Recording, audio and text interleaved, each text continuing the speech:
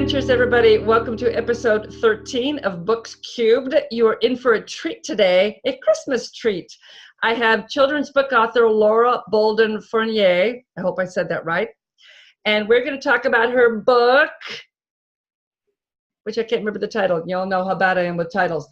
An Orangutan's Night Before Christmas. I don't know why I didn't remember that. And it's backwards in my viewing, but I should be correct for you guys.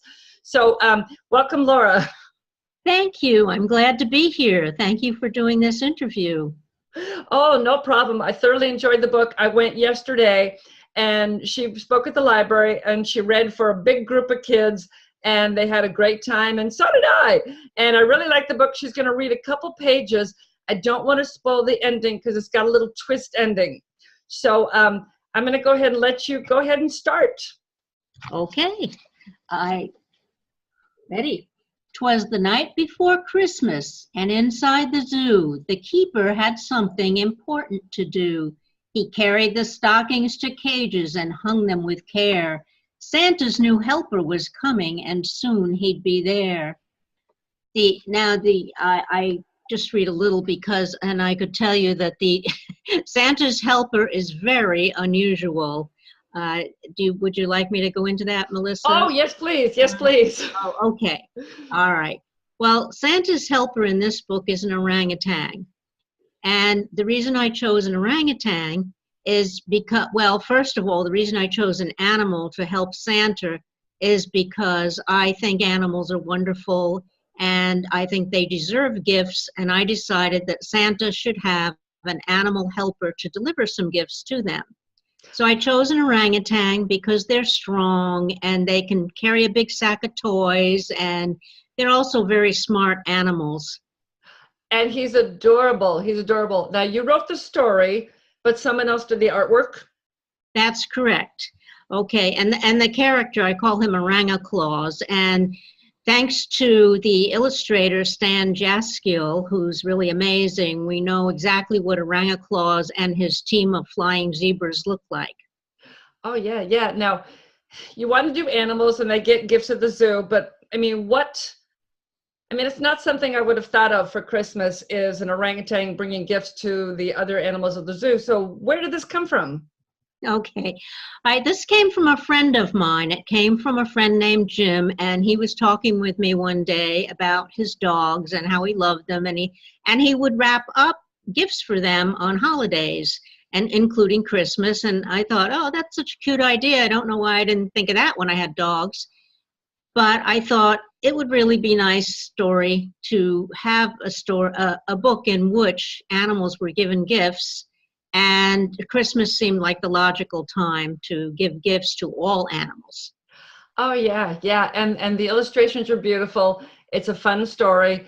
It's not a super long read, but it's for young children. Yes, it is. Mm-hmm. And even older, I would say 7 and under. Yeah, even older brothers and sisters could read the book, because if I'd given this book to my kids, my daughter's 3 years older, I know she would have been reading it to her brother, as soon as she could. She would have loved this book as a kid. Most definitely. Well, thank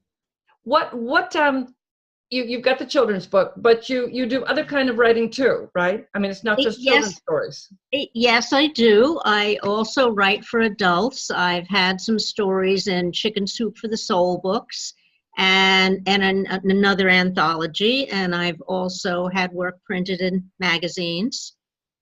It's more adult fare? Well, it's a variety. The latest work that I had in a magazine was in Spider Magazine, which is a children's magazine, and I have the copyright here. It just came out in the November-December issue. Oh. And what I have in there is a word activity, which is called Peddling in Sauerkraut. I like that. Yeah, it's funny. And what it has to do with is that we have expressions that we use in English that are idioms, and we don't really mean what we say. When we say you're going nowhere, you're spinning in circles, you're not getting anywhere.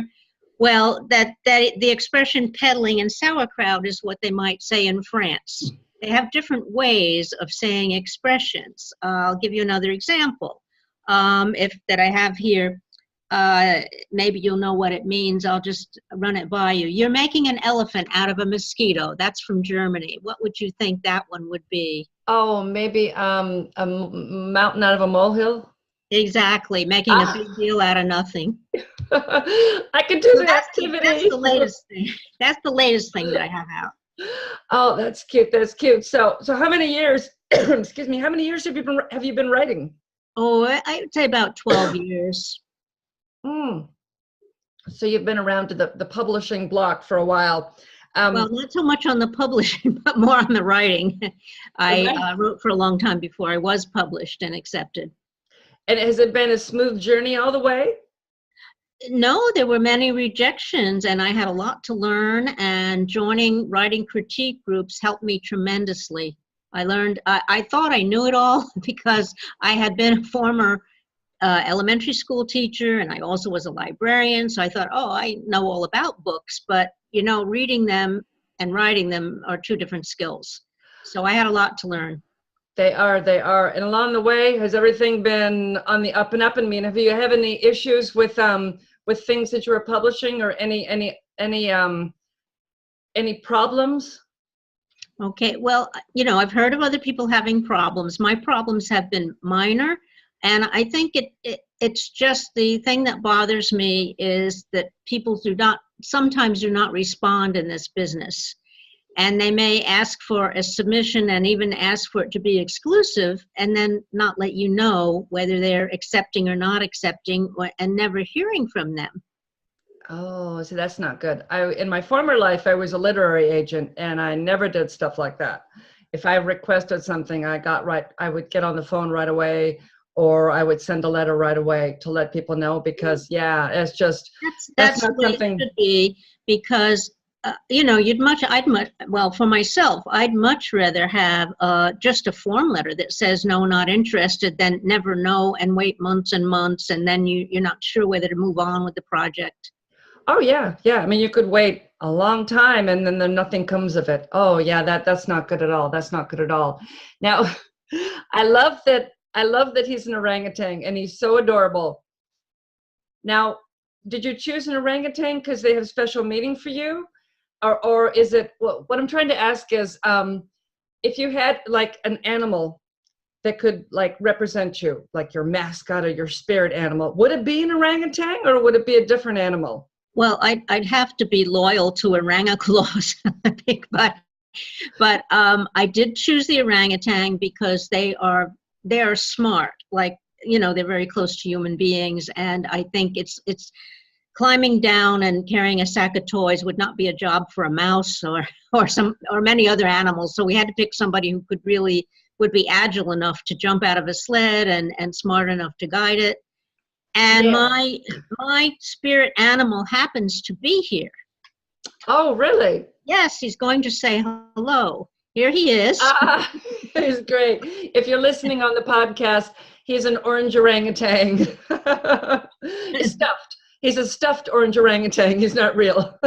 Yes, he's stuffed like me at the holidays.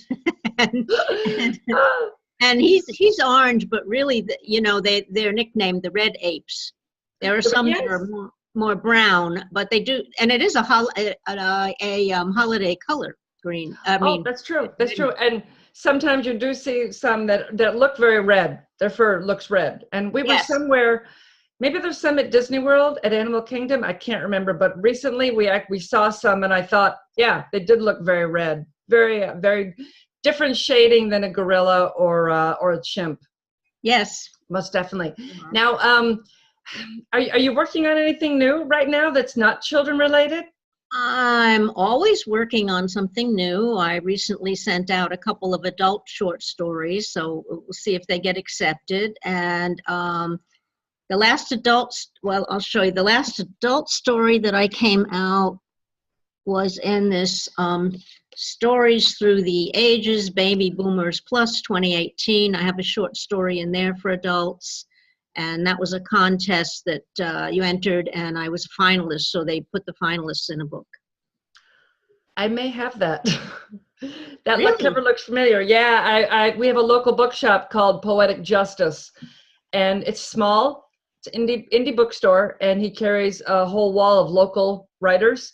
And I went in about a month ago and said, I need to find some good books, and what have you got? And he picked out a bunch, and I think I may have a copy of that.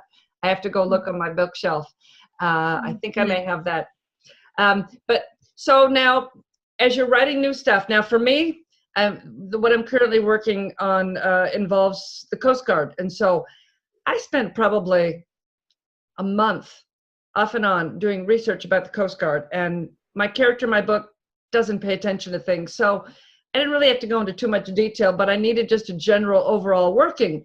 So for you, do you spend a long time researching things before you jump in to start writing? Because for me, it was like 30 days of research off and on before I actually started writing. Well, because a lot of my work is, well, my short stories are mostly fiction, so I don't usually have to do too much research because they're fantasy. But I did have to do research with the Spider magazine article that I just showed you. I had to, certainly had to spend time doing that. And strangely enough, after I knew the basics about orangutans. And after I wrote that book, I became more interested. And then I started doing research after the book because I wanted to learn more about them. You know, they're endangered and they're amazing animals. And I even went to see them at Jungle Island, where they were working with the keeper, and they were learning to paint, and they were also learning sign language, and they're even experimenting with them with iPads. Wow, isn't that interesting? Mm-hmm. That they can use. I think I saw something about chimps with iPads, that they were that they could play simple games. Yes, they're seeing how far they can take it. Right now, what I learned from the keeper was they really are better with sign language, but you know, this is an experiment, and we'll see. Basically, they probably know more about the iPad than I do. You know, yeah, I'm not real technically literate either, so they probably know more than me too. I loved Oranga Claus. Do you have any plans to maybe take the same character and have him appear in other books?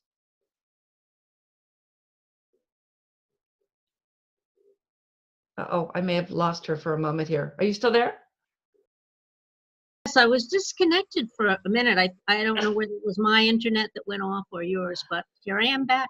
You're back. Great. I'll just cut and paste with that. So I think, what did I ask you? Oh, are there any plans? I love Oranga Claus. So do you have any plans of him making another appearance, maybe in another form or with another adventure? Well, right now, not him specifically, but because as I was saying, I did research orangutans after the fact, and I was so interested in them, I did write another book that gives more facts about orangutans, and it is fictional, but I hope that will be published. Oh, that'd be good. I like that. Yeah, you know, him doing even different things. There's a series of children's books I absolutely love. Some of them are out of print. I think it was by Alexandra Day about Carl the dog. And yes, I know those books. Mm-hmm. Yeah, the Rottweiler is babysitting the child, and I don't think she'd get away with it now because the parents would leave and the dog is babysitting this baby all by himself. And they would go on these adventures together. And my kids, so let's see, my daughter's going to be 30 this year. So they were raised on these books. And so, you know, 25 years ago, I was buying these books. So some of them may be out of print, but they were wonderful. But I could see, you know, a whole series of adventures with orangutans. Well, thank you. I'll consider that. Yeah, think about that. I mean, as you're working on things for, you know, new stories and new books, do you find yourself stuck? I mean, do you have any kind of writer's block or anything, or do the ideas just flow? I would say most of the time the ideas just flow, but I find what really helps, if I don't know what to write next, I work on something else. So I could be working on several projects at once, and eventually the answer to what I need will come to me, and I'll go back to that idea that I was working on that I had trouble with. But I do believe people can have writer's block. I think it can happen if you have something particularly sad to write about. I know I had a problem with that when a friend suggested to me that I write about my mother who had Alzheimer's for a Chicken Soup for the Soul book. And that was a real tough topic, and I'd sit down to write it and I'd be so upset that I couldn't write it. So I put it away and I thought I wasn't going to do it at all. And then what happened was I was saying to myself, well, if only there was something funny about Alzheimer's, I could write it, but it's just making me cry. And strangely enough, my mother said something funny and I realized, there are some funny moments because my mom would, not understanding, would say things that were pretty humorous. And I thought maybe if I wrote those down, it would help people who are going through this, that they would see that there are moments when you can smile. So I did write it, and the story was just about the humorous things that my mom said. And that wound up being in the Chicken Soup for the Soul caregiver book. Oh, nice. I'll have to look for it. Yeah, my mom has dementia, and it's tough. It's tough. And just yesterday, I had just done my hair yesterday. So did I see her? Yeah, it was yesterday. So she came up to me and said, "Oh, it's like taffy." So yeah, that made me laugh. But yeah, it's tough. It's tough dealing with that. I would jot down those things because they're good memories and they, in case it's tough, you can look back at those and smile. Yeah. And on that sad note, I'm going to go back to the orangutan. Okay. Oranga Claus. So you have time to order this for your little wee ones for Christmas. So I highly recommend it. Is it on anything but Amazon or just Amazon? No, you could order it from Pelican Publishing Company, the company that published it. Amazon, though, many people have the 2-day shipping, which would be better for Christmas, I think. Yeah. I will put links in the show notes. So go take a look, get yourself a copy of this. It's got a very cute twist ending. I had to read the book to my husband this morning. And yes, I paused and showed him the pictures every time before I turned to a new page. And he very politely put up with me doing that. Oh, I hope he was a good listener. He was a good listener. He laughed. He liked the ending. So cool. I don't want to give it away, but I highly recommend that you grab this. And after we're done, this goes in the mail tomorrow to my great niece, Emma. So I think she will enjoy it very much. She's not too far away. She's just a couple cities away, but too far for me to drive there, but close enough I can mail it and it'll get there in just a couple days. So I thank you for coming on today, Laura. Oh, thank you so much, Melissa. I appreciate it. Oh, you're welcome. It was my pleasure. Yeah, it was fun reading the book and getting to know you a little more. And go check the show notes, everybody. Get a copy, and I will be back in just a second. So thank you so much. Oh, thank you. Happy holidays. You too. Bye-bye. Bye. And you may have noticed there was no intro this week. I am getting sick, so I am trying to conserve my voice because next week I'll be reading a chapter from 4 Bullets and a Ghost. So until then, have a wonderful week and go read a good book.